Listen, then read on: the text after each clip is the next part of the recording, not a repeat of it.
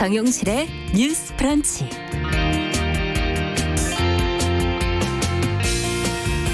안녕하십니까, 정용실입니다. 택배를 받을 때 반가우시죠? 이번 주부터 약 한 달간 이 택배 박스에 붙어있는 테이프도 그냥 버리지 마시고 좀 눈여겨봐 주십시오. 어제 실종 아동의 날을 시작으로 해서 이번 주 실종 아동 주간을 맞아서 경찰청 또 우정사업본부 일부 택배회사가 함께 호프 테이프라는 이 장기 실종 아동 찾기 캠페인을 같이 시작을 했습니다. 택배 상자에 실종된 어린이의 정보가 담긴 테이프를 이렇게 부착하게 되는 건데요. 여기에는 실종 아동의 현재 나이에 맞추어서 변환한 이 몽타주도 담겨 있다고 합니다. 실종 아동을 찾기 위해서 관련 부처의 역량을 강화해야 한다 하는 그런 지적이 그동안 꾸준히 있었지만 사진 한 장이라도 사실 좀 제대로 들여다보고 신고를 해주는 공동체와의 협력이 무척이나 중요할 것 같습니다. 아직 이 가정의 달이 끝나지 않았는데요. 아이를 잃어버린 가정의 아픔, 오래전에 잃어버린 자식을 기다리며 대문도 함부로 잠그지 못하는 부모님의 마음, 우리 사회가 함께 좀 헤아릴 수 있다면 좋겠습니다. 5월 26일 화요일 정용실의 뉴스 브런치 시작합니다.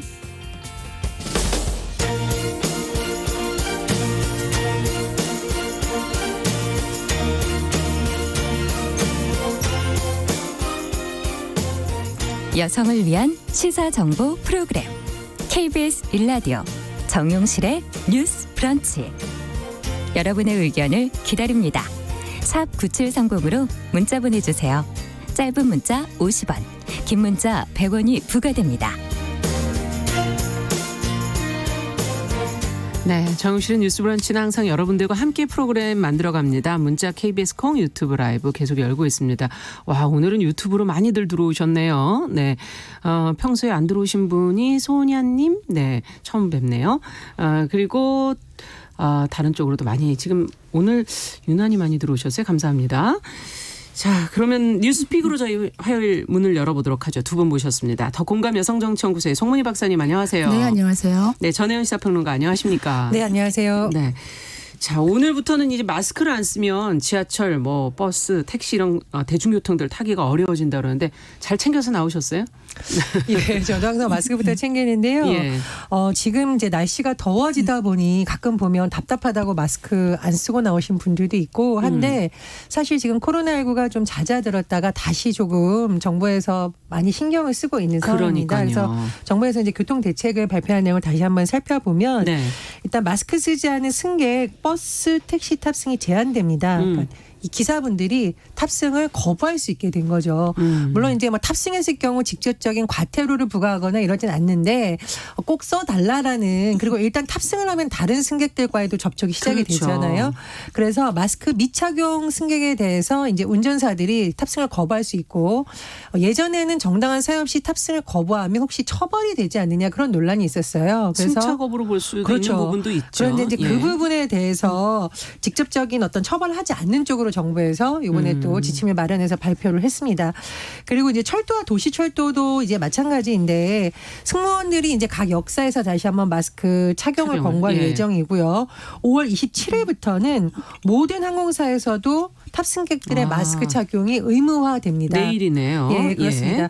이제 정부에서 지금 사실 코로나19 상황 이후 대중교통에 대한 방역을 실시를 하고 있긴 합니다. 이게 뭐 지나다니다 보면 보실 수 있을 거예요. 시내버스도 1회 운행 종료 후에 한다고 하고요. 또 여러 가지 뭐 고속버스나 철도도 출발 전으로 방역에 신경을 많이 쓰고 있습니다. 그런데 문제는 뭐냐면 일단 만에 하나 이런 데 감염된 분이 대중교통 안에 탑승을 하게 된다면 차단할 수 있는 마지막 방법은 승객들 모두가 마스크를 쓰는 것이 가장 좋다고 그렇죠. 합니다. 그래서 반드시 좀 마스크를 쓰셔야 될 것 같고요.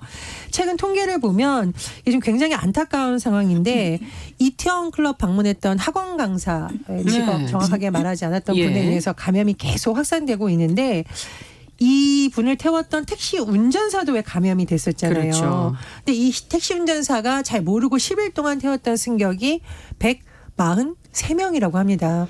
그러니까 지금 물론 이게 이제 뭐 전파를 한 분들도 물론 조심을 예. 해야겠지만 혹시 본인이 대중교통에 탔을 때 본인의 의지와 무관하게 또 어떤 접촉점이 생길 수도 있잖아요. 그렇죠. 그러니까 탑승객들의 이 마스크 착용 반드시 필요하고요. 처벌 여부를 떠나서 나와 타인을 지키기 위해서 반드시 지켜야 할 우리 오프닝에 공동체 협력 나왔잖아요. 예. 가장 쉽지만 가장 중요한 것이 될 것으로 보입니다. 그동안에 사실 잘 해오셨는데 지금부터도 중요하다는 말씀을 해주신 것 같고 오늘부터라 그러니까 갑자기 좀 당황하셨던 분들도 계실 것 같고 지금 김복경님 집 나오다가 마스크 가지로 되돌아온 적 있다고 얘기하셨는데 지금 그래야 되게 생겼거든요. 저도 아침에 내려오다가 뭔가 허전해서 보니까 마스크를 안 들고 내려와서 네. 다시 또 올라가서 가져온 그런 그렇죠. 케이스입니다. 저만 해도 말버스 타고 전철 타고 이렇게 오는데요. 실제로 이제 전철 안에서 그런 적이 있어요. 왜 싸대기 걸린다고 하잖아요. 갑자기 목이 사례가 예. 네, 제가 가끔 그러는데 그게 갑자기 걸렸는데 기침이 계속 나오는데 이제 바로 다음 정거장에 얼른 내리는 거죠. 참고 있다가 예. 내려서 폭발적인 싸대기를 한번 하고 나서 탔어요. 근데 만약에 기침은 아니지만 그렇게 했으면 전철 안에서 얼마나 많은 따가운 눈총을 받았을까 그렇죠. 싶은데 정말 조심을 해야 되는 겁니다. 실제로 이번 조치가 마스크를 안 쓴 승객을 직접 제지하는 게 아니잖아요. 다만 마스크 안 쓴 승객을 태우지 않더라도 운전수들이 과태료나 네, 뭐 이런 운전기사님이. 것들을 네. 하지 않는다는 것뿐이지. 그래서 직접적으로 이제 마스크를 쓰는 거는 사실은 본인들이 알아서 지켜줘야 되는 이런 부분인데 문제는 식당 같은 데 갔을 때요. 식사할 때 마스크를 벗잖아요. 네. 그건 어쩔 수는 없는데 식사하면서 여러 명이 모여가지고 엄청나게 말을 많이 하고 떠드는 경우가 있어요. 마스크를 안 쓰고 네. 이런 것도 조금 위험해 보인다 이런 생각이 들고 그러네요. 기차 같은 데도 마스크를 쓰고 타지만은 앉아서 마스크를 벗고 계속 전화하시는 분을 봤어요. 그래서 좀 주의를 받는 걸 봤는데 그것도 좀 위험하지 않나 이런 생각이 들고 감성주점 이런 데 있죠. 헌팅포차 이런 데 가시면은 위험합니다. 감성주점에서 감성이 돋는 게 아니라 바이러스가 돋을 수 있다. 좀 명심해 주셨으면 좋겠어요. 이게 어떻게 보면 감염병 시대의 새로운 에티켓으로 좀 정착이 돼야 될 텐데요. 그렇습니다. 지금 감염병 사태를 막기 위해서 정부 당국이나 방역 당국의 노력도 중요하지만 그래도 우리나라가 해외에 비해서 좀 그래도 방역을 잘했다는 평가를 받는 이면에는 시민들의 자발적인 참여가 굉장히 영향을 많이 미쳤다고 하거든요. 날씨가 더워지면서 마스크 착용하는 거 답답하고 덥다라는 뭐 불만도 일각에서 제기되지만 사실은 어떻게 보면은 우리 스스로 할 수 있는 가장 쉽고 중요한 일인 것 같습니다. 그래서 시민들의 참여가 매우 중요한 시기가 아닌가 그렇게 생각됩니다. 그리고 이제 제가 재미있는 기사를 봐서 이거 한번 하면 어떻겠나 생각이 드는 것이 감염병 미란다 원칙을 만들어 보자 이런 기사를 봤어요. 네, 그게 무슨 뭐냐면 뜻입니까? 우리가 미란다 원칙이라고 하면은 이제 용의자가 있을 때 경찰이나 검찰이 이제 체포를 해서 갈 때 왜 체포하는지 이유와 변호인 뭐 조력을 받을 권리라든가 진술 거부권이 있다 네. 이런 걸 얘기하거든요. 똑같이 이번에 학원 그 강사 같은 경우에는 본인이 학원 강사라는 거를 이렇게 말을 하지 않았기 때문에 접촉자나 동선 파악이 굉장히 어려웠고 많은 N차 감염으로 이어지는 이런 것들이 있었기 때문에 이 감염병에 대해서 이제 어떤 미란다 원칙을 만들자 어떻게 하느냐 기사가 재밌어요. 이렇게 말하는 겁니다. 당신은 범죄자나 가해자가 아니며 피해자입니다. 하지만 묵비권을 행사할 수 없고 오로지 사실과 진실만 말해야 된다.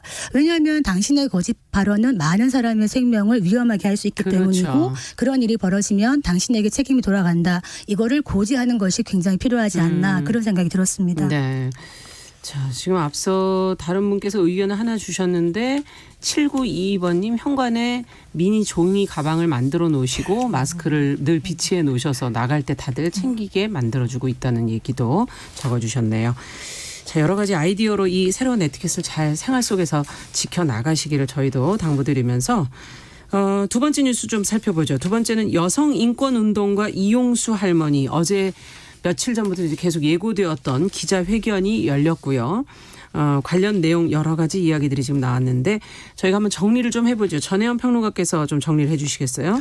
예, 이용수 할머니는 위안부 피해자 문제를 많은 이들에게 알린 인물이기도 하고 그렇죠. 또 여성 인권 운동에 있어서 굉장히 많은 어떤 기여를 하셨던 분으로 평가를 받고 있습니다. 이제 다만 이용수 할머니와 뜻을 같이 했고 많은 활동을 했던 정의기억연대 네. 전시는 정신대 문제 대책 협의회였는데 이 부분에 대해서 이용수 할머니가 1차 기자회견을 했었고요. 네. 예, 이번 회견은 2차 기자회견입니다. 그래서 굉장히 어제 많은 언론들이 모여서 뭐 장소를 예. 옮겼다고 할 정도로 그렇게 많은 언론이 모인 이유가 뭘까 생각을 해보니 이 위안부 문제를 해결하기 위한 어떤 운동 자체가 한 단체의 문제가 아니라 굉장히 많은 시민들 또 일부 벤처기업들은 본인들의 수익을 또 여기에 기부하기도 하면서 굉장히 많은 관심을 모았던 사안입니다. 예.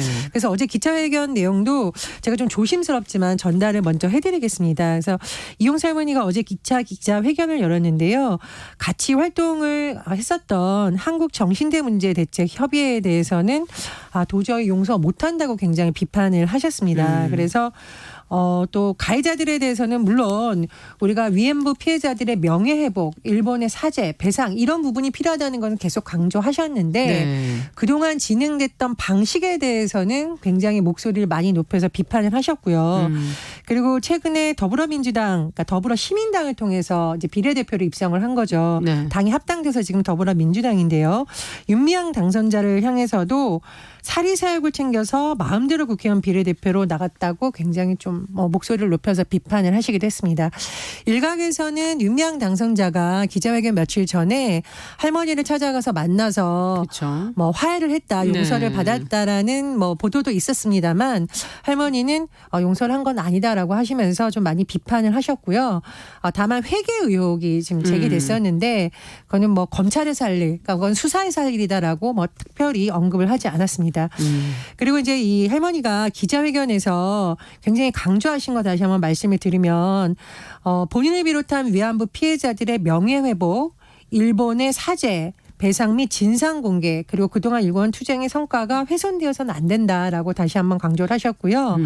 다만 세 가지 원칙을 계속 강조하셨는데 시민주도 방식, 30년 투쟁의 성과 계승, 과정의 투명성 확보를 거듭 강조했습니다.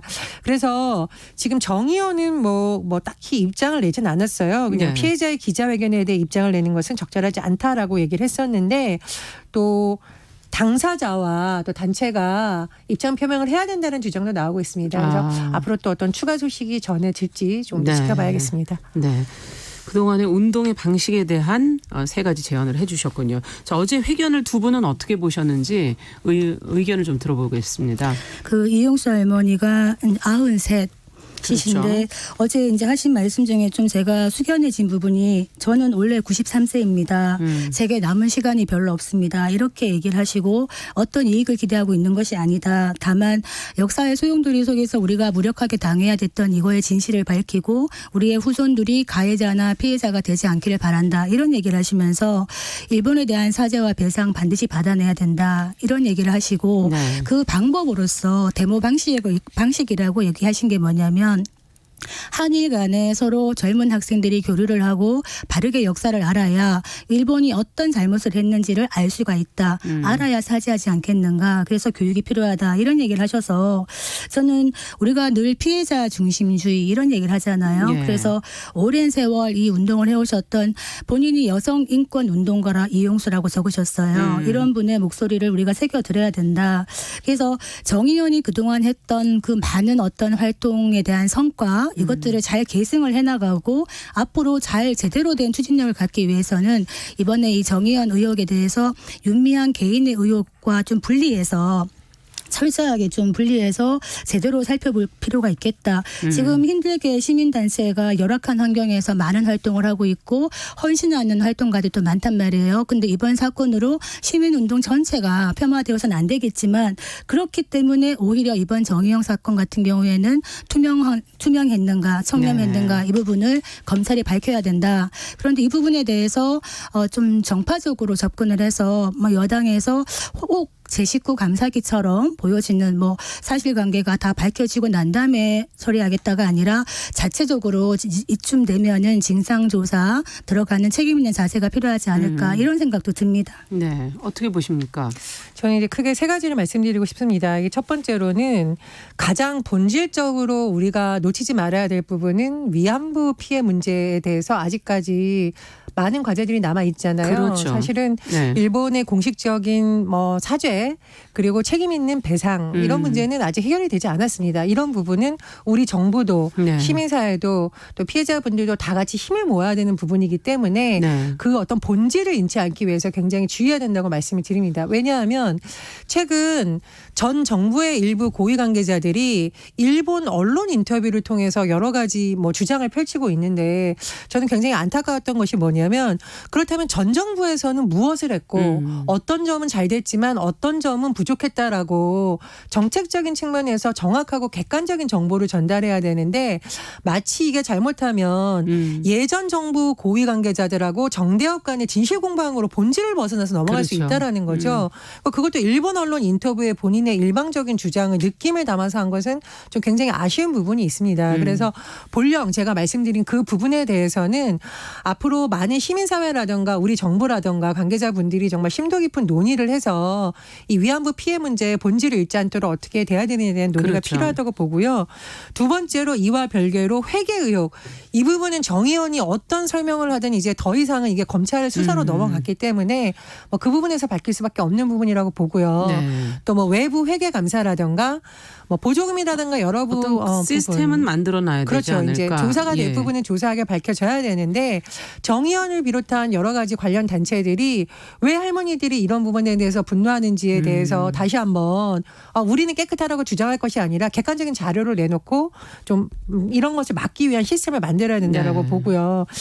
세 번째로 저는 사실 이제 그 현장에서 좀 일을 하면서 느꼈던 부분이 우리나라 그 여성 운동, 인권 운동이 뭐 길게는 몇십 년, 이제 주로 뭐 30년 정도라고 얘기를 하는데 좀 깊은 성찰의 계기로 삼으면 어떨까 생각이 듭니다. 네. 할머니께서 뭐라고 하셨냐면은 명망가 중심의 활동에 대해서 굉장히 비판을 하셨어요. 예. 명망가 중심이라는 것은 소수의 굉장히 활동력도 강하고 의지도 있는 분들을 중심으로 해온 것이 문제가 생길 수 있다고 보신 거거든요. 네. 그래서 우리나라 여성운동, 인권운동이 초기에 굉장히 헌신적인 활동가들 또 일부 엘리트들을 중심으로 또 많이 기여를 했습니다. 그런 분들이. 그러나 그런 방식으로는 한계가 있기 때문에 할머니의 지적 따라 이 위안부 문제도 이제 그런 방식을 탈피해서 많은 학생들도 참여할 수 있고 시민들도 알 수 있는 좀 개방적인 시스템으로 바뀌면 어떨까 그런 그러네요. 생각이 듭니다. 네. 그런 말씀하셨거든요. 보다 근본적으로는 그러니까 이용수 할머니가 왜 이런 이야기를 하기 시작했냐면은 위안부 문제를 해결을 하고 싶다는 겁니다. 근본적으로 본인이 이제 하늘나라로 갔을 때 먼저 간 그 피해자들을 만날 때 일을 제대로 하지 않고 왜 왔느냐라는 소리를 듣고 싶지 않다는 거예요. 그래서 위안부 피해자 문제의 근본적인 해결을 해달라는 거를 촉구하는 건데 누가 해야 되느냐? 한일 양국 정부와 시민사회가 같이 나서야 되는 겁니다. 기존의 위안부 합의가 워낙 졸속으로 뭔가 문제가 많았다. 이 부분을 인정을 한 토대에서 그렇다면 이 문제를 어떻게 해결해 나가야 될 것인가에 대해서 논의를 해야 되는 시점이 맞다. 이런 생각이 들고 또 하나 말씀드리고 싶은 게 네. 이용수 할머니가 성노예라는 말에 대해서 말씀하셨어요. 네. 성노예. 내가 왜 성노예냐 그런 말을 하지 말아달라. 그러니까 이게 어떻게 보면 피해자들이 그 말을 들었을 때 또 다른 아픔을 느낄 수 있다. 그런데 왜 이제 성노예라는 말을 썼냐 하면 위안부라는 말 자체가 군인을 위로하는 여성이라는 뜻이잖아요. 그래서 이것이 어떻게 보면 가해자 중심의 용어이고 그 속에 숨겨진 폭력성을 감추고 있다. 그렇기 때문에 보다 정확하게 성노예라는 말을 쓰기 시작했어요. 그렇지만 또 이 말을 듣는 할머니들의 마음이 또 그렇지 않은 부분이 있었다는 것도 본의 아니게 할머니들에게 헤아리지 못한 부분이 있지 않나 또 이런 생각은 약간 들었습니다. 근데 그 부분이 이제 전쟁 범죄라는 것을 국제사회에 알리기 위해서 우리나라뿐만 아니라 다른 나라에서 이제 위안부 피해자들이 증언을 하는 과정이라던가 학자나 전문가들이 이 사람들이 이런 전쟁 범죄의 피해자라는 이제 과정에서 나온 용어입니다. 그래서 그렇죠. 상당히 조심해서 써야 되는 부분은 맞습니다. 맞고요. 예. 그리고 이제 용어에 관해서 조금 더 설명을 드리자면 예전에 근로정신 근로정신대라는 또 용어와 위안부 용어가 이제 혼용되어 쓰이면서 네, 그 부분에 맞아요. 대한 지적도 나오고 있는데 이제 본질적인 문제는 아니지만 조금 정신을 이제 이렇게 말씀을 드리자면 네. 근로정신대 같은 경우에는 일본군에 의해서 강제로 뭐 전쟁 물자를 만드는 공장에 인력이 투입된다거나 그랬던 분들을 이제 말씀드리는 건데 네.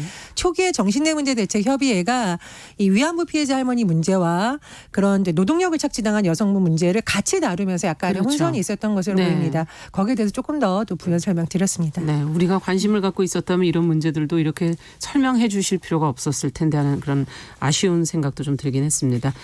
자, 우리 앞으로도 이제 이 문제가 어떻게 시민운동이 사회에 자리 잡게 될지를 계속 좀 관찰을 해봐야 될 것 같고요. 정용실의 뉴스 브런치 더 공감 여성정치연구소 송문희 박사 전혜연 시사평론가와 함께 뉴스픽 진행하고 있습니다. 자, 이번엔 여성 혐오적인 내용이 담긴 그 자신의 블로그 글을 학생들이 읽고 그거에 대한 소감문을 작성하게 한 교수에게 학교가 강의 정지, 정식 사과 이것을 지금 요청한 상황이거든요. 관련 보도들이 지금 계속 이어지고 있는데 송 박사님께서 좀 정리를 해 주시겠어요? 예, 그 서울 시내의 한 그 사립대 교수가 어떤 시험을 봤냐면 중간고사로 본인이 10년 전에 썼던 개인 블로그에 쓴 글을 읽어라. 그중에 이제 읽기 필수가 있는 거예요. 네. 그래서 그걸 과제로 냈는데 그 글에 어떻게 적혀 있었냐면 여자는 꽃, 남자는 물 뿌리게. 이게 무슨 말인지 모르겠어요. 네. 시들다가 말라 죽으면 남자 손해다.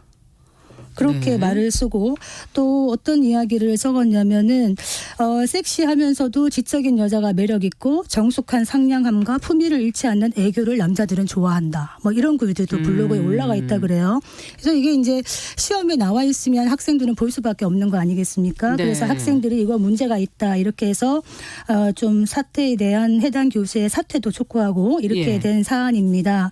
거기에 대해서 대학교 측에서는 이거 10년 전 블로그 글에 불과한데 좀 뭐 심한 거 아니냐 이런 식의 반응을 했다가 25일 날 이제 논의를 해서 어떤 결정을 했느냐 해당 그 명예 교수의 강의를 정지하고 예. 성평등센터 조사위원회 회부하고 그리고 그 교수가 블로그를 내리고 사과문을 게재할 것을 요청하기로 했다는 겁니다. 네.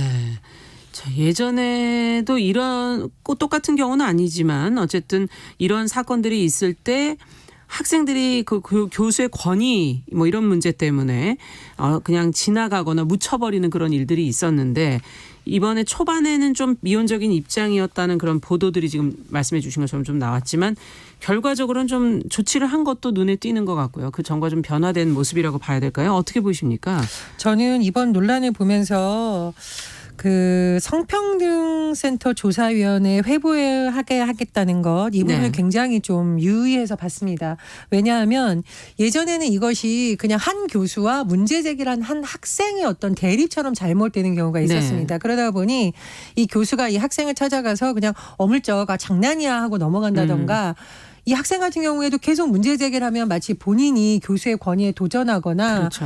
왜 시끄럽게 하냐 이런 오해를 받을까 봐 도중에 유야무야 되는 경우가 있었거든요. 그래서 어떤 전문 센터에 회부를 해서 뭐가 문제이고 앞으로 어떤 조치가 취해질 거고 이것이 잘 지켜질지 좀 지켜봐야 된다고 생각을 하고요. 그리고 이제 제가 좀 강조하고 싶은 부분은 우리나라의 식자층이 의외로 여성 비하 농담을 쓰는 분들이 꽤 있더라고요. 제가 현장에서 보면. 예. 이 여성 비하를 하거나 인종 비하를 하는 거는 사실 굉장히 좀 심각한 문제가 있는 그렇죠. 겁니다. 이건 유머도 아니고. 유머가 예. 아닌데 예. 이 제가 사실은 현장에서 일할 때도 굉장히 깜짝깜짝 놀랐던 부분이 뭐냐면 굉장히 고위층이에요. 근데 농담을 하는데 야 이거 진짜 공개된 석상에서 이런 거 하면은 당장 파면될 수도 할 수 그렇죠. 있을 정도의 농담이 나온 경우가 있더라고요. 그래서 이런 부분에 대해서 계속 지속적인 교육이 필요하고 굉장히 문제가 있다는 말씀을 드리고 의식의 문제.